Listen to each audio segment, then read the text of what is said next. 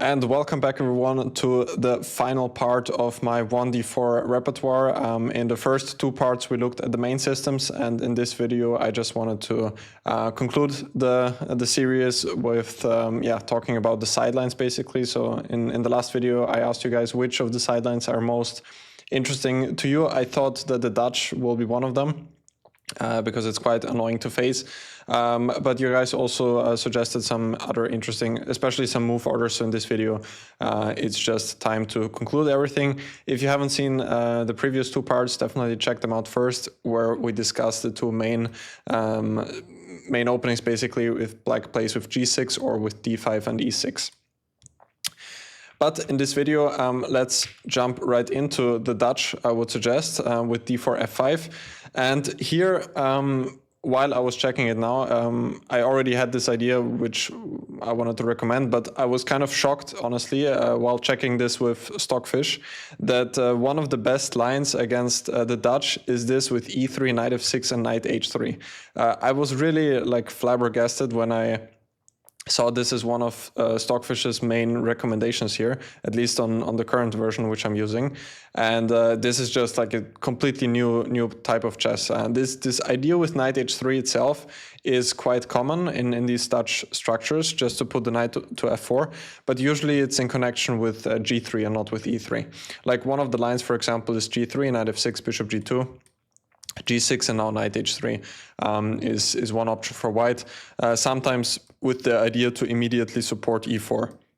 For example, I think castle and now knight d2 is an option, when white has the option to immediately push for e4 and the knight is not blocking this diagonal for the bishop. In some other cases, the knight also can go to f4, especially in connection with d6.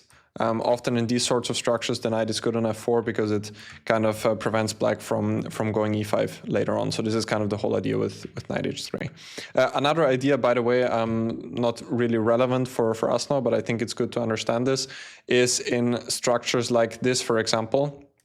In these stonewall structures, also one important idea for white is to go knight h3, and then often to regroup this knight to d3 and this knight to f3, because in this type of stonewall structure, all it's about basically is this e5 square, and what white wants to do is have full control of this e5 square, preferably with both of the knights. And yeah, this is one of the ways to get this knight to d3 and this one to f3. So this is kind of something which is useful to know in some cases, I would say. But anyway, this was the line which I saw suggested by computer. I'm not now recommending this, I'm just pointing it out. I think it's also an interesting setup to try. And what the computer suggested was to follow it up with b3 followed by bishop b2. So bishop g7, bishop b2 now, and it's surprisingly, it's not bad at all. Like, for example, short castle, knight f4, d6 looked like the most logical reaction for black, and now after h4, the computer already gave a very, very big advantage for white here, because simply at some point h5 will come, and this whole construction here is quite weak for black. So if this is interesting for you, you can definitely have a look at this. But I wanted to recommend a system which I first discovered in 2019, I think, and I only had one game so far, which is knight f3, knight f6, and now bishop f4. So here we are kind of playing a London, but the pawn is on f5 instead of f7. And there is this one quite cute idea, which is still basically unknown. So after bishop f4, g6, one of the moves, the other move is e6, but let's start with g6. And now the idea I'm suggesting is to move knight c3, which usually doesn't really get played that often with this move order. One of the main system, of course, is to go knight c3 here, but usually with the idea knight f6 and now to go bishop g5.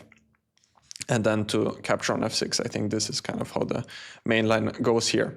But in this position, after bishop f4, g6, knight c3, now we have the idea after bishop g7, queen d3.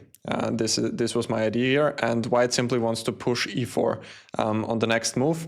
And a very logical move here for black is short castle, but it's actually a bad move. If you want to have a think here, white has already a winning combination here, which is kind of hidden, queen c4 check. If you're looking for candidate moves, this is the first one to pop into your mind, but it's it's a motive which you don't see at all basically in the opening. So here we have a double attack on the king on g8 and the pawn on c7. Quite a funny motive. After d5, queen c7, white is basically winning, is a pawn up.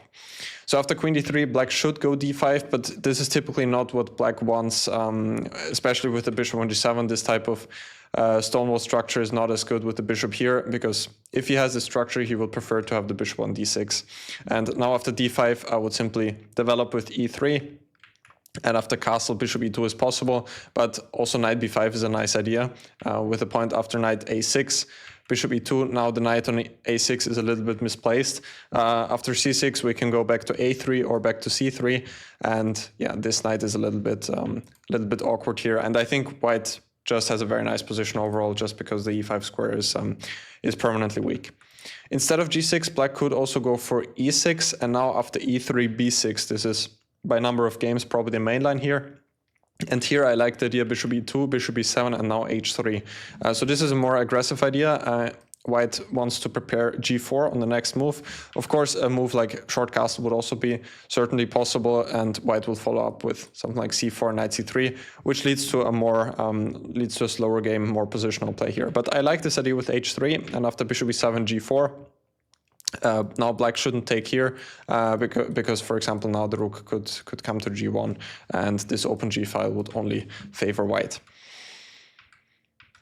So black should probably castle here, but now after g takes f5, e takes f5, also the g file opened up, and after rook g1, king h8, for example, now I like the move a3, and we're just preparing knight c3 without allowing bishop b4. This king will probably castle to the queen side later on, and black's king is still kind of permanently weak. Also, black's pawn structure is a little bit worse than ours, and he will have quite a hard time developing his knight on b8, especially square on c6 is not as nice, and to go to d7 he would have to make a move like d6, which also weakens the e6 square. So I would be pretty happy with this position here. Yeah, I think that was all I wanted to say in a Dutch. So let's move to systems with c5. Now, in general, what you could do here is anyway to go e3. The same applies to the move order d4, knight f6, knight f3, c5. Also here you could simply go e3, which in most cases would transpose to my recommendations from the previous video. But in general, if black goes c5 here on the first move, I would definitely go for d5, because this system doesn't have such a great reputation for black, especially if the pawn is still on c2. After knight f6, c4 now, we would be back in the Benoni after e6, or of course the Benko gambit with b5. But here white has this very nice extra option with knight c3, which I also had over the board a couple of times already. And after g6, e4, now we don't have the pawn on c4 yet. And we kind of saved this move, and now we have kind of an extra move which we can use to immediately play in the center. After e4, now we're already threatening e5. So for example, bishop g7 would run into e5. That's why black should start with d6, knight f3, bishop g7. And here another thing which I found quite useful, I learned this many years ago, but this check on b5 can actually be quite tricky to handle. White also has some other options, like for example f4 would also be quite a good move here for white to immediately go for e5.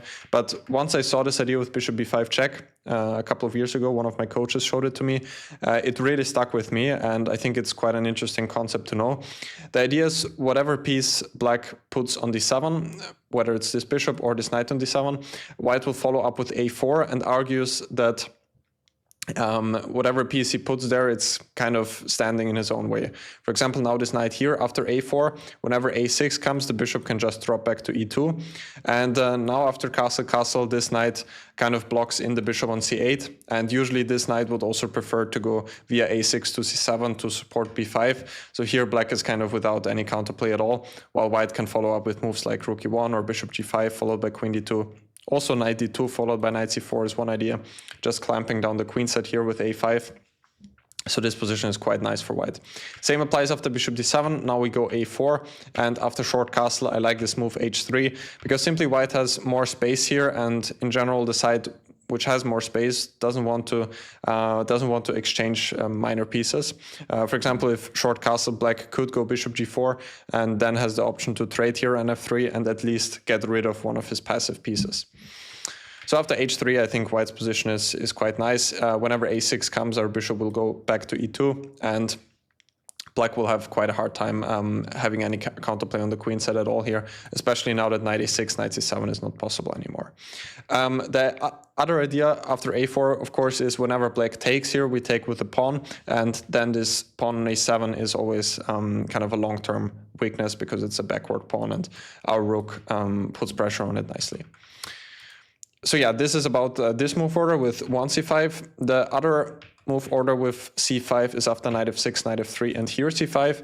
And as I was saying, now here e3 is definitely a serious option. But if you don't want to go for that, I would recommend you to look into d5. And now after e6, again, we have the same. Of course, c4 would transpose back to the Benoni, which we don't necessarily want. But knight c3 is another quite nice and easy solution here for white. And after e takes d5, knight takes d5, we have this nice square on d5. And black is not really in time to get out here to push away the queen and then to get d5 himself. After knight c6, e4 will come, followed by bishop c4, and white has a nice position here. The other move after d5 here is b5, and here the most aggressive move for white is e4, which is a pawn sacrifice. After knight takes e4, bishop d3, queen a5 check. Black has to know all of this, not very logical at all. Knight bd2, knight f6 back now, short castle c4, bishop e4. There have been a number of games here, and white definitely keeps some pretty dangerous compensation here. But it wouldn't probably be my style after b5. I had one game which was, I think, in the year 2019 against Moisenko, where I played bishop g5, which leads to a more positional game. After queen b6, a4. White will generally try to play on the queen side here. Usually black doesn't really want to take here because then his pawn structure is permanently damaged. So b4 is mostly black's response, and now just e3. And this knight in most cases can come to c4 or the bishop, and in general now he doesn't have any more counterplay on the queen side, and white still has some chances to play in the center later on. So this would be a more strategical approach with bishop g5. Yeah, I think that was all I wanted to say in c5. One person pointed out also in the comments that black could also start with e6, but just to say here, I don't think that it really matters with the move orders. We can simply go e3 followed by bishop d3 here.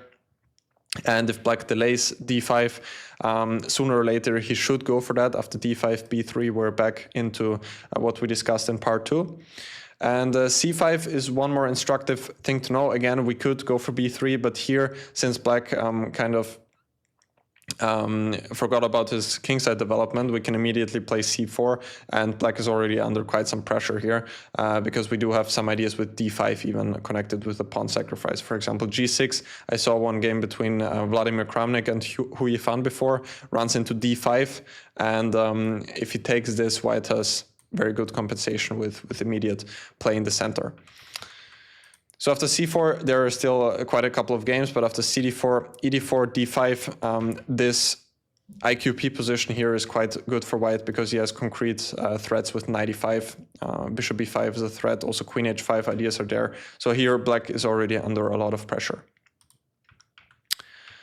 Yeah, so this move order, as I said, you can at least transpose in most cases. Even sometimes there are even some better alternatives. Now I was just thinking that Peter pointed out in the comments that black could also in those structures, for example after castle d5 with the bishop here, for example, in a structure like that, that black could have the idea to go bishop a6 to trade those bishops, which is a pretty good observation.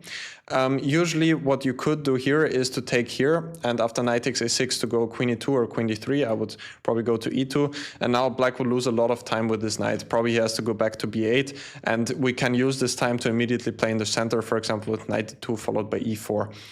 So that would be one idea after bishop a6. The other one is to simply go c4 and now argue that the bishop on a6 is not placed that well and would rather be on b7. So bishop a6, a nice strategic concept, but it does lose some time on some occasions. So let's move on to g6 here. if you saw the first part, you know that in this position I'm recommending knight bd2. And after g6, of course, you could also go for this move order, but there's no real upside to it. I would say here you can simply go for in this position you can go for e4, and usually black will do something like d6, and now after knight d2 probably it's even a transposition soon again, but there's no necessity to put the knight here yet.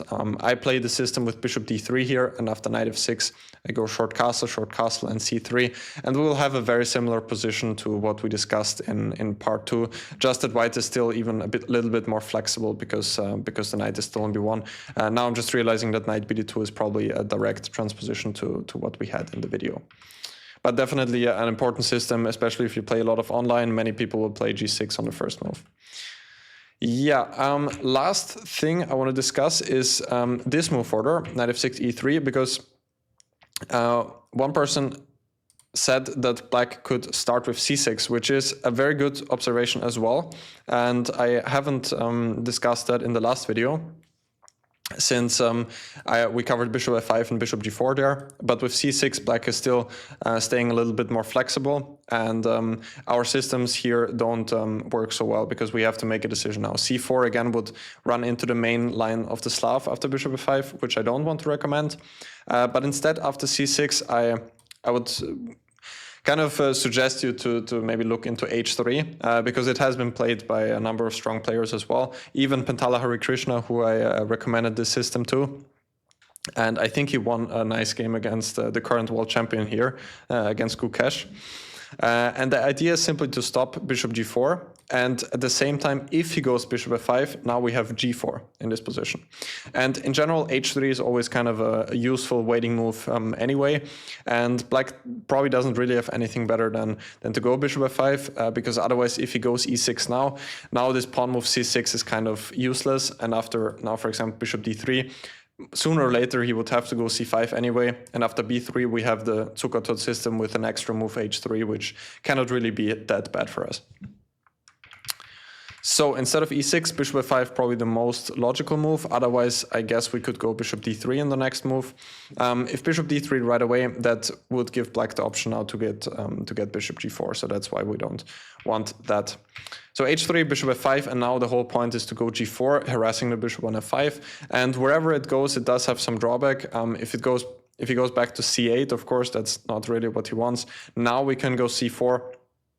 And this h3, g4, of course, can be a weakness in some cases, but I still think it's more of a bonus here, especially that the bishop on c8 is now kind of out of the game completely. For example, g6 is probably the best for black to continue, knight c3, bishop g7, and now to take here and play bishop g2, because if you would go here right away, then black could capture the pawn. So that's why taking first, cd, bishop g2, and then white has some pretty nice play on the king side as well, with f4 to follow, and possibly even some king side attack later on. So bishop c8, not really a move black wants to make. If bishop g6, then knight e5, a typical idea here. And this bishop on g6 is also in some trouble, especially with this idea h4 followed by h5. Bishop on g6 can definitely run into some trouble. Bishop e4, another idea, and here again white has a couple of options. I like this idea with knight c3 or knight d2. Knight c3 maybe a bit more of an active option, but probably doesn't really matter, to be quite honest here. The idea is simply to follow up with g5 and then to take on e4, for example, e6, g5, if the knight moves, then we can take here and go knight d2. And white has the bishop pair and the center is opening up, which is usually good for the side with the bishop pair. And if he takes the pawn on g5, we win back the pawn on e4, and white is clearly better here, I think, already. So e6 was even a slight inaccuracy already. I think h6 was better, but now we can at least win the bishop pair, and quite a strange position here with h3, g4, but I think also at the same time quite a interesting and fresh position. So usually what you will get here after h3 is just some fresh positions which haven't been analyzed, and that's kind of what we want after all. So I really like this idea with h3. Yeah, I think that was all I wanted to say. Yeah, one other line after knight f6, knight f3, d5 here, and e3. which has quite some relevance, this line with a6.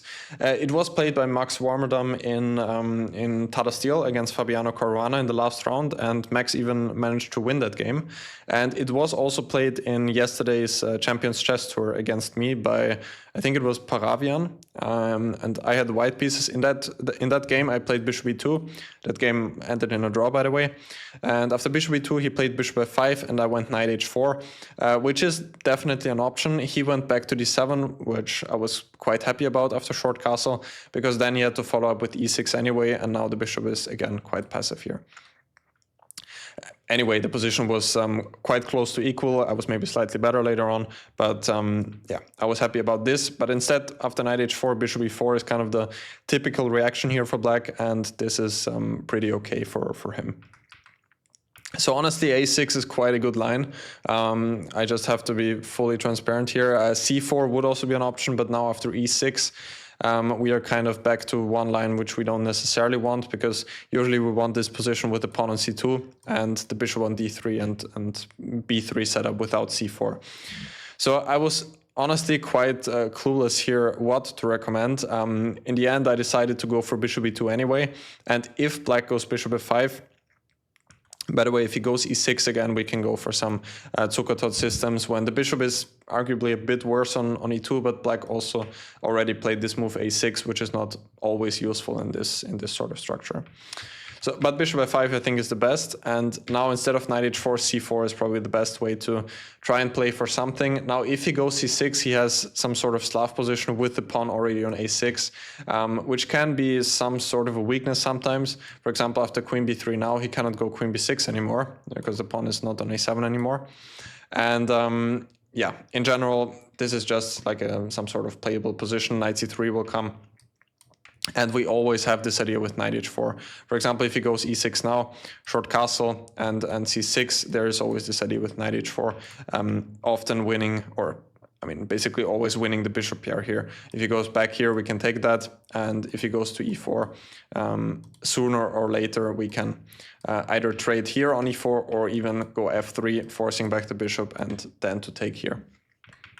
So honestly, this line a6 is quite interesting from the black side. I would even think about playing it myself. Not a bad system at all, but I still think that bishop e2 gives us quite easy play here anyway. So I think that was everything. Let me know, guys, what you thought about this series in general. So this was a full 1d4 repertoire. Of course, we cannot always go into all of the lines until move 30 or so, but that was kind of the point of it all, just to get like some sort of easy repertoire without the need to memorize a ton of lines, and just to rely on some on understanding the position basically and understanding the plans. So that was kind of it. Hope you enjoyed it. Let me know in the comments what you think about the series, and also definitely let me know which topics you would like to see in the future. So if you have some openings which would be interesting for you to see in some series like that, definitely let me know. Hope you guys enjoyed this series, and I hope you guys learned something. And yeah, I think that was it for today. So thank you guys for watching, and see you next time.